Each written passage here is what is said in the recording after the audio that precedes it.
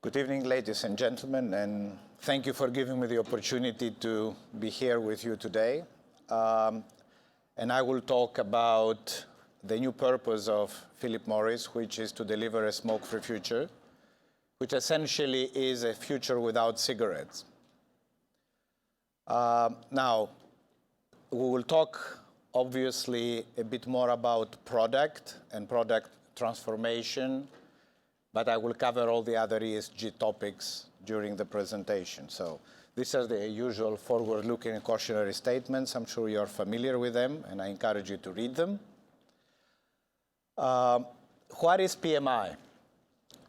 I would say PMI is known as a cigarette company. It's the largest cigarette company in the world. It was spun off from Altria. Altria Group used to own Kraft, Philip Morris International, and the US business. And PMI was spun off in 2008. So PMI operates everywhere in the world except for the United States. And in 2016, after having developed products that can replace cigarettes by providing lower harmful substances to consumers, we announced the new vision that our objective is to focus all the resources of the company in the development, scientific substantiation, and commercialization of products that can replace cigarettes. And the common denominator is that none of these products burns, because it's the presence of combustion that creates the problem in cigarettes, and I'll come to this. Now, our footprint is very large. We operate in 180 countries. We buy tobacco from 350,000 farmers, directly or indirectly, and that's important footprint. We have 150 million consumers that buy products from us, 73,000 employees, and important also, we collect $75 billion as excise taxes for the various governments around the world. If you look at the industry totally, including China and the US, is about 860 billion retail business, of which more than 540 billion are excise taxes. So, as I said, the problem we try to resolve here, because I believe in order to have an impact, you need first to address the effects of the product you produce before looking at how you make the product, which is your supply chain footprint. So there are 1 billion people, more than 1 billion people, who smoke today around the world. And there are 35 million still in the United States. And the projection is that, and that's the World Health Organization, that even in 2025, there will be still the same number of people as declines in prevalence of smoking are compensated by population growth. So far, the public health efforts have been on restrictive measures, restrict the marketing, restrict access of the product, increasing taxation in an effort to prevent initiation and encourage smoking cessation. And the question here is, can these measures only, that they should not stop, achieve a future without cigarettes? And maybe you wonder why I ask this question. But I would say what we all need to understand, as I said at the beginning, is that cigarette problem, which is morbidity and mortality or causing disease and premature deaths, is caused by the fact that you burn organic matter, that is tobacco. Nicotine is addictive, but is not the primary cause for disease in cigarettes. And I'm sure we'll come to this conversation given all the developments in the US regarding e-vapor products for sure, but even the FDA clearly says nicotine is the least of the problems except for its addiction, but not in disease genesis. And the tobacco per se is not a problem. The same way as fossil fuels are not the problem. It's the fact that we burn them to create energy that creates the issue. So now that we have the technology and we have the scientific capabilities to evaluate these products, we put all our efforts to develop a portfolio of products that I will explain later that have a common denominator that they do not burn the organic matter, they don't burn tobacco.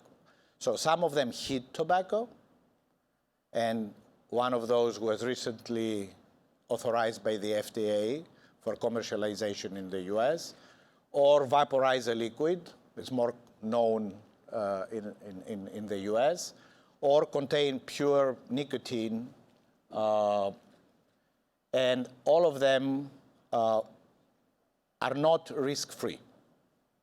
There is no product we can develop that is zero risk. But because you don't burn, you reduce the toxicity very substantially. If we take, for example, heated tobacco products, like the one reviewed by the FDA, you have a 95% reduction in toxicity and carcinogenic substances compared to a cigarette, just by heating at very low temperatures. And if you look at e-vapor products properly manufactured, according to standards, we have reductions of 99% of the toxic substances. So that's the important part to retain. But at the same time, because they are addictive and because still contain some toxicity, you cannot say there is zero risk. And all the preclinical and clinical kind of evaluations we have done, and they have been submitted in many regulatory authorities, including, as I said, the US FDA, show that you have reduction of exposure to toxicants. You have, in our assessment, we used a threefold approach. You compare these products to cigarettes, but we also compare them to cessation, when people quit completely the use of nicotine, because that's the only standard we have epidemiologically. We know what happens to people who smoke when they quit completely smoking. And the closer your product is to the effects that you observe clinically post-quitting completely nicotine, the more confident you are they're going to have a positive effect on public health.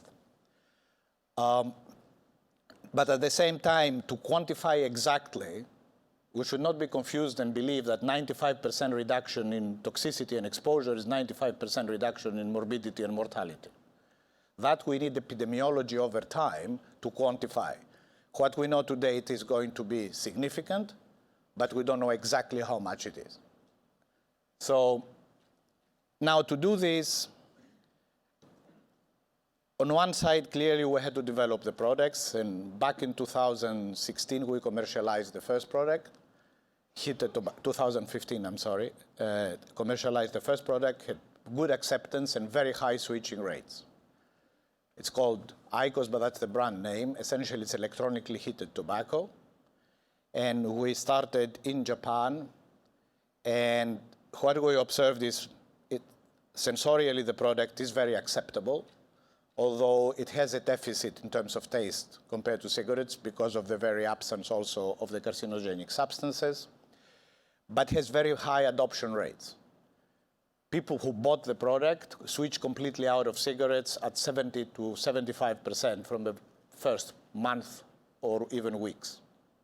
And that's much higher than the rates we achieve with e-vapor products we are more familiar with, because they have a deficit of taste that is even higher. So after that, we had the scientific evidence, we had the portfolio of products and the proof of these products are capable of switching people. So our decision was that now we focus all the resources of the company in order to commercialize these products and shift them away from cigarettes. And the progress has been fairly significant, I would say. But at the same time, we had to transform the company. We introduced very many new disciplines. life sciences that we never had before. All the preclinical, clinical capabilities that are very similar to the pharmaceutical industry, because the same process is where you develop a drug and you bring it to consumers. We were a trademark company. We had to create a lot of IP, and we learned how you create IP and patents. Cigarettes have been a product that has not changed for decades or hundreds of years. So it was all about trademarks. Here is all about IP, electronics, and so on. Secondly, change in the supply chain. We do electronics. You don't do only an agricultural product. You do a mixture of two, reverse logistics, and so on. So we had to bring in significant new talent to the company because we just didn't have the skills. I mean, the whole life sciences is people from pharma that they joined the company under one condition. They will never work on cigarettes, and they never did. So, and then at the same time retrain the organization, because now it's not a transactional product that you sell at a point of sale. It is something that you have to follow the consumer during their journey so that they don't fall back after 1 week, 2 weeks, 3 weeks, 4 weeks back into cigarettes. You had to digitalize the entire system because we started manually, and we had already 5,000, 10,000 incremental people on the ground dealing with people, explaining to them the product, what it is, what is not. But you had to start digitalize things, otherwise it's not scalable. So many new disciplines, and we did it through a combination of bringing new talent in from the top, but most importantly, retraining the organization, because I think that's the right thing. And I get the question very often, why didn't you just leave this product on the side and, create a new company with the new products? Well, if we say we're going to replace cigarettes over time, I believe that you cannot leave your organization behind. And this is not a line extension you put on the side and you say, it's the whole effort of the company is to convince people to switch out of cigarettes. And the second thing is we would never have the access and the resources and that the cigarette business gave us to retail, to consumers, and initially, obviously, the cash flow. But that you can forget because the products today are still profitable. So here is, as I said, the 4 platforms. One is heated tobacco electronically with all the connectivity that this may have to help consumers during their journey. We have what we call platform form, which is a more typically vapor product, and on which, by the way, we will implement age verification for activation of the device because the technology exists now, so to minimize any impact on youth, which means if you buy the product, it doesn't operate until you have age-verified registration. And that's one measure. Of course, there are more. So I will not spend much time on the platforms, but they took a lot of time to develop because we try to make products that are as close to the ritual and taste of smokers as possible. Otherwise, they just don't switch. It's not that you just give them a nicotine product. It's not enough. You need to convince them, and it takes a lot of time and effort. And as I said previously, the most important thing here is we knew as a company that we have a deficit of trust regarding the science. That's for sure. And I knew very well we don't have a second chance. This time, all the data is going to be under scrutiny. So we tried to do it in the best possible way, bearing in mind that when we started this process, the FDA had not even issued their guidelines on how you develop, evaluate, and survey post-market these products. So we started assuming it's going to be like a pharma process. We were right at 95%, so we didn't waste a lot of time and effort, but it was a shot in the dark at the beginning. So that's the good thing. All the data is available on PMI Science, and anybody can buy the products and verify because they exist today in plenty of markets. The other important factor here, the other important factor is the conversion capability of the product. Because to have an impact on public health is not sufficient to have a reduced harm product. You need people to adopt it. The same way it's not that it's good to have solar panels. You need people to use them. And for this, you need to incentivize them, and you need to put all the commercial effort and emphasis behind your products once you're convinced that they are better than the previous ones. So after 4 years, essentially, we are in 52 markets already worldwide, not fully covering all the countries as we enter new countries gradually, but we cover already 45% of the world consumption and expanding constantly.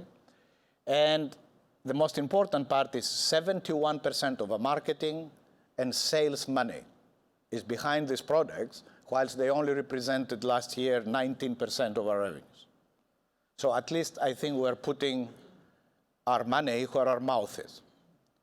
And the results are good so far. We had 14 million people who used just the first platform, IQOS, and close to 10 million have fully switched out of cigarettes. So they don't use cigarettes anymore. And if I illustrate Japan, that was the first market, the heated tobacco category in Japan is already 25% of total cigarette consumption. And the good thing is we didn't reverse the trend of prevalence decline, but we made an enormous difference in terms of reduction in consumption of cigarettes, which is the biggest public health effect ever achieved in terms of cigarette consumption reduction in the world. So these interventions can have an impact. I was saying this before. This transformation changes the company from every angle. From the employees, and I talked about them, the products themselves, the commercial effort, but then we look at our supply chain. All these products use less tobacco. So not only we have the natural decline of cigarettes that is very gradual, 1% to 2% per year worldwide, that affects the farmers, but at the same time now we have products that use half or 1/3 of the tobacco. So a key constituency here is the farming communities and how you help them do crop diversifications, change, because it's not so easy. Tobacco has one big advantage for farmers. It's a cash crop, and they sell what they produce. And there's no price fluctuation because this is not a commodity. It's not a stock market traded commodity. So to convince them to move to other things is not the simplest thing on earth. And that's a lot of effort. That's what requires a lot of collaboration with society in general and regulators, and I'll come to this. So, but I'm sorry if we can go back one. If we can't, doesn't matter. I mentioned also from an organizational perspective, we are dealing now with electronic products. We had no idea how to do electronic products, to be frank with you. I mean, we didn't have call centers. We didn't have reverse logistics. We had to do all kinds of things of recycling and circularity as we go forward and so on. So I think it's big change, and we managed to carry the organization along during that change. Sorry. So to be very, I believe that if you don't measure things, they don't happen. So this is the metrics we have in terms of the product transformation. I'm not talking about all the other ESG aspects. We have plenty of those, and I'll come to them. So we have 98% of our R&D expenditures are already in the new products. I talked about commercial expenditures, and our objective is to be, say, at 38 to 40% of our revenues and more than 40 million people that have switched out of cigarettes into our products by 2025. That is what we can achieve alone. Meaning without regulatory intervention, what change in the existing regulatory regimes that do not differentiate in their vast majority products from each other. So if we move forward, before I go to the external environment, the question is, why does it make sense for us and for our shareholders? Well, already we have 55% of all these new categories in terms of retail revenue. We had the first mover advantage, and we established a new brand. Our brand used to be a cigarette brand, Marlboro, known by everybody almost. Here we're creating a new brand that will have most of these platforms under it, heated tobacco, e-vapor, whatever. And already, if we look at our retail share of cigarettes outside the US and China is 30%, we already have 55%. So it makes sense. Margins at the marginal level is better because some of these products are recognized not being cigarettes, so they are taxed a bit more favorably. But of course, we had all the infrastructure expenses. Now, the products are accretive to the bottom line, so it makes sense to do it financially. And yes, I recognize we had to build a different infrastructure for all the reasons I explained. It's all the research development costs without just incremental marketing expense, $7.2 billion cumulative so far. But now that we have the infrastructure, we can leverage it to have much more products and much more faster to consumers, so all the expenditure is just incremental. And I was talking about the support now to accelerate the pace by the regulatory community and governments and public health. And I must say these products are polarizing in public health, especially, given the recent events in the US, where there is a real problem, which is the increase in experimentation of young people with nicotine products. Although the cigarettes declined, we had a real big jump in use of e-vapor products by youth. That's a real problem. And then the recent unfortunate deaths and disease we had with lung diseases, where initially people thought this is e-vapor, traditional e-vapor products, and the reality was, unfortunately, people took open systems or others and put oils, cannabis oils, and the lung system is not made to dissolve fats. So it was an unfortunate situation, but this has nothing to do with what happened with e-vapor products. Now, clearly, there was a lot of misinformation around this, and the misinformation led to the fact that the categories stopped growing, not only in the US, but worldwide. And there is because there are people opposing these products, and it's normal when you have innovation and new things, you will have always people that are for and people that are against. Fact of life. But the reality is 50% of people who smoke in the US, and roughly the same in the rest of the world, believe that e-vapor products are equally dangerous to cigarettes, or even worse. And that's inaccurate. So, and the confusion very often leads to people continuing to smoke. And some people, because of the confusion recently, went back to cigarettes, which is not really something we would like to have in public health.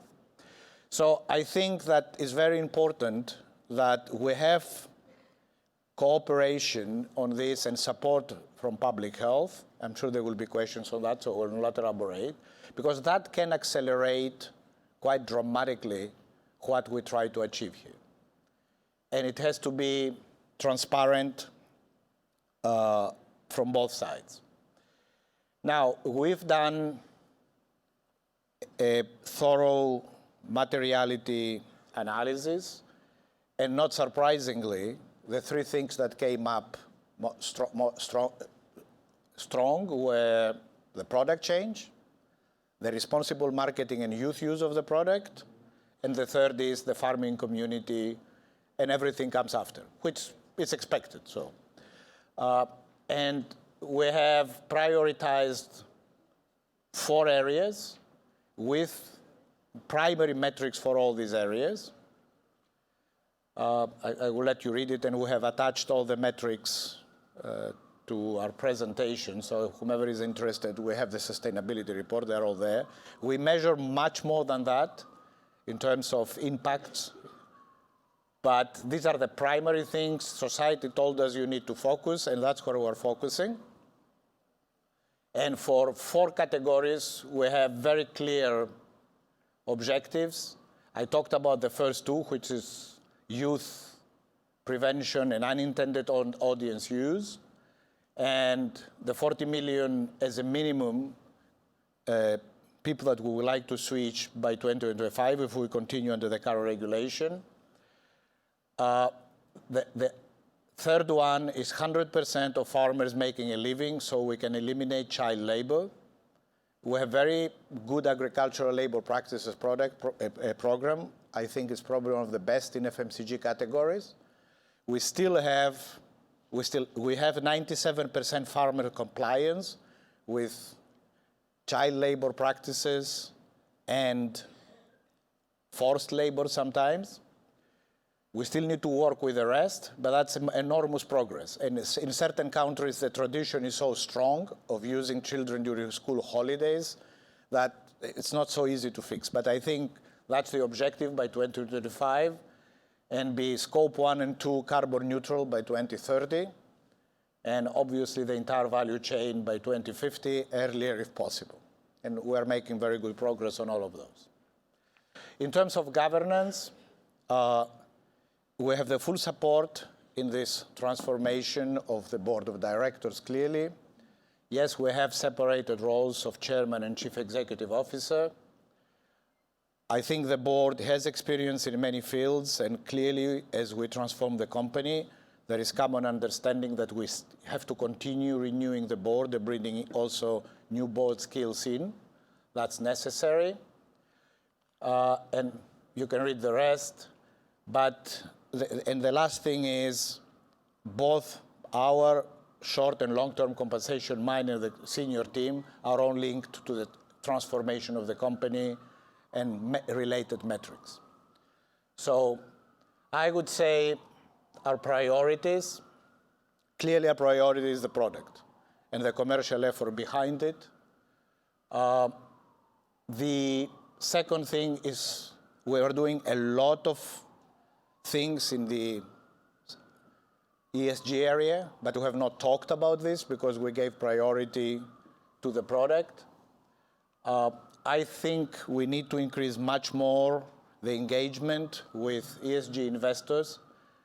I know that there are discussions of excluding entirely sectors from ESG investment. I don't think personally that's going to change anything in terms of consumer behavior and people's behavior, because excluding a sector does mean, say, tobacco. It does mean that the people who smoke will quit, or excluding certain oil sectors, it doesn't mean people will stop consuming energy. I think by including companies in the investment that try to do the right things and working with them and encouraging them and sometimes giving feedback on how we do better, I think that's the better approach to have real impact long term if we believe in this. So essentially, I believe it makes sense for us from a shareholder perspective to do what we do. Definitely, it makes sense for our consumers. And I think overall, if we are successful, we will have a much more sustainable business. And if the regulators stop hesitating and start playing the game much more like the FDA does, here I think we can accelerate this 40 million to much, much higher, and probably in 10 to 15 years in certain countries start talking about phasing out cigarettes.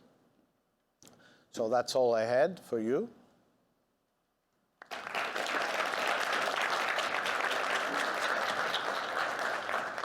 As a reminder for the people that are not in the room, you can still deliver questions via Slido. We can start in the room. Back here, it looks like we have a question.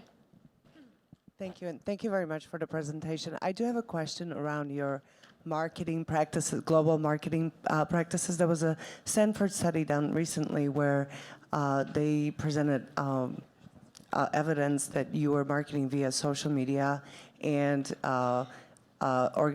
organized events that had youth as early as or as young as 16 years old. So you mentioned several times that you're trying to change your marketing practices to adult only. So what is your minimum age globally of, target audience or target market? And then also, what are you doing to ensure that those are met by all your marketing divisions? Okay, first of all, internal alignment is fundamental, and we do continuous reviews. Materials are reviewed by our law department, by external affairs department, by management. That's obvious, and I think we have enough experience in cigarettes and knowing what not to do for so many years that it's kind of natural, rather than startups that didn't know which industry they're in. I would say that regarding the new products, but also, existing, but let's take the new products. I think we should be looking at measures of what effectively happens, not saying that maybe this visual or this execution may be attractive to young people. So far we have no red flags because we do post-market surveillance. Okay, recently there was a study sponsored by the Ministry of Health of Japan that I mentioned in CAGNY. Only 0.1% of school-age teenagers used IQOS when the product has 18% market share. Okay, now what you are referring to, it was an influencer program that we used in certain occasions at the beginning in Russia, where we had put a threshold of 25 years old smokers to be qualified as influencers, and the agency didn't follow, so we stopped the entire program of social media worldwide, okay? And we are reviewing the situation. So if somebody gives us feedback, we can act. I cannot guarantee, and nobody can guarantee, that there will not be one or two problems somewhere. If we get feedback, we can fix them. There is no systemic need to do that. And I think that's where monitoring eventually is important. So we have conducted a very thorough review because we had a shareholder's request. We found that in the vast majority, it works well. There are things to improve. We have worked to improve them. And we will do these reviews, and eventually we'll start introducing external verification as well to double lock it. But the most important thing is go back, and we have a golden opportunity, as I said. We need minimum age for purchase of products. That exists almost, in every country in the world. Okay. Maybe somewhere, I don't know, it doesn't exist, but practically in every country. We need enforcement and retail. And in some places, it's not easy. You have Indonesia with more than 2 million retailers, 1.4 million in the Philippines. It's not so easy to go and enforce this. Okay, you enforce it in the 300,000, 400 outlets your sales force do. But it's not an excuse. I'm saying sometimes there are material issues. And as we know, if teenagers try to find a product, they will. So in the electronics products, we have the minimum age. We need to continue education of the trade. We need to educate teenagers differently. I told my children don't smoke, and my daughter came vaping, and she told me, but I don't smoke that. And she's right, she's not smoking. So we have to tell them don't use nicotine products. And finally, with technology, lock the device and unlock it only, once you age verify.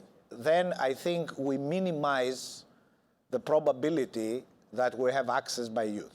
Can we eliminate it completely? Hopefully, but I don't think this is reality. Okay, but not the problem we had here. Are there any more questions from the room? Over here. Hi. So I had a question about, for any industry going through a transition, there are often trade-offs between environmental and social issues. And so could you shed a little bit of light on within social, in your case, the lives of tobacco farmers and how to manage that transition as you go through this product re-envisioning? Well, there are differences. They start with, yes, as you say, upstream supply. It will be less tobacco over time. But we have to work, and we are working with different institutions and educating the farmers to switch crops. This is a slow process, so it works, and still we use tobacco, okay? It's not, except these products use half of the tobacco, because in a cigarette, half of the tobacco you burn it in the air to use it as an energy source. Here, you don't need it because you have electronics heating. So at the end of the day, we also need to bring to the farmers other industries in a way that we can guarantee them for 3-4 years that somebody will buy their crops when they make the transition to new crops. So we need to work from all sides. Of course, we can help them from an agricultural point of view because we have technicians on the ground to do other crops. That's not the issue. It's to convince them to do it because they want to have a guarantee that they're going to get some income in the initial years. And that's where we're open to partners from food and other industries. If we can find a good solution for both, that will be great. If we look at electronics, for example, we need to start recycling electronics now.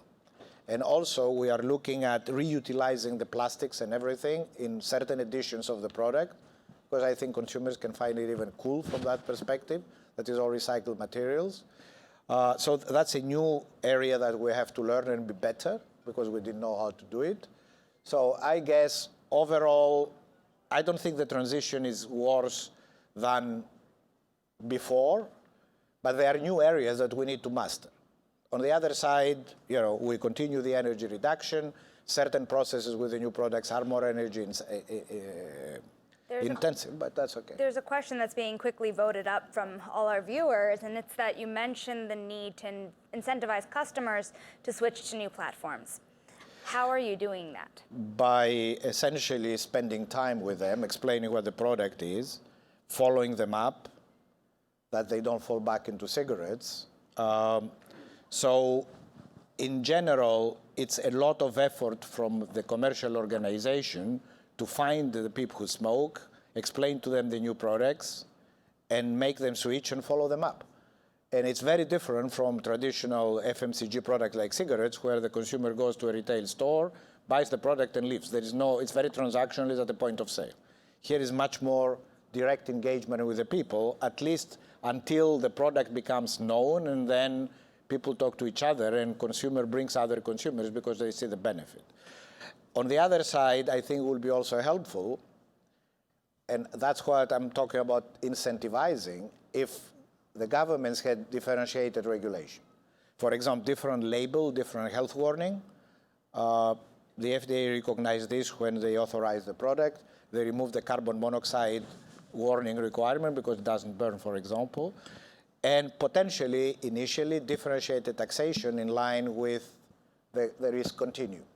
Because we do the same when we incentivize people to buy electric cars. So the methods of demand side measures are well known. The key is that we recognize that they have to be different. So another question that you're getting a lot now is, being in the big tobacco industry, how do you combat criticism and skepticism? How do you promote sustainable business practices while you're in a tobacco company? Look, as I said also during my intervention, of course there is skepticism. Of course the industry has a past. But we have to start looking what's happening in the future. Okay? What happened 30 years ago and 20 years ago, I cannot change it. None of us today can change it. What we can change is the product itself, and we are doing this, and put all our focus behind these products. And that's where we're doing it. It's putting our money where our mouth is, and then be very transparent. All the science we produce is totally available for everybody. Anybody can go and buy the products and test them. Actually, we submitted these products to multiple government laboratories across the planet, and they found the same reduction in toxicity, more or less, than we found, including the FDA. So yes, it is, and I don't think a business cannot become sustainable, because otherwise we will never incentivize businesses to do better things. I think if we want to achieve something in terms of sustainability, actually of humans, and not the planet, because that's what we're talking about, we need to tell people what the problems are, offer them alternatives, offer them incentives, government or company, and then have a machine that commercializes and convinces them. And that's what business is needed.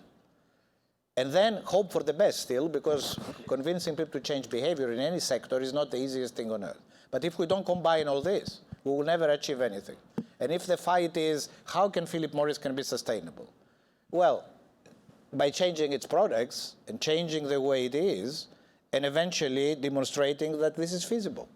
And by having support, because the more we fight each other and we say, okay, people in public health think Philip Morris cannot do good things, so we will not accept anything coming from Philip Morris, I think that leaves the people who smoke completely out of the equation, and actually they don't care about the quarrels we have in certain quarters, and even scientific debates. Scientific debates are great, but at the end of the day, people need clarity. And that's what we need to do in every sector of the economy if we really want to change things. André, thank you so much. We have more questions than we have time to do. Hope to do it again soon. Thank you.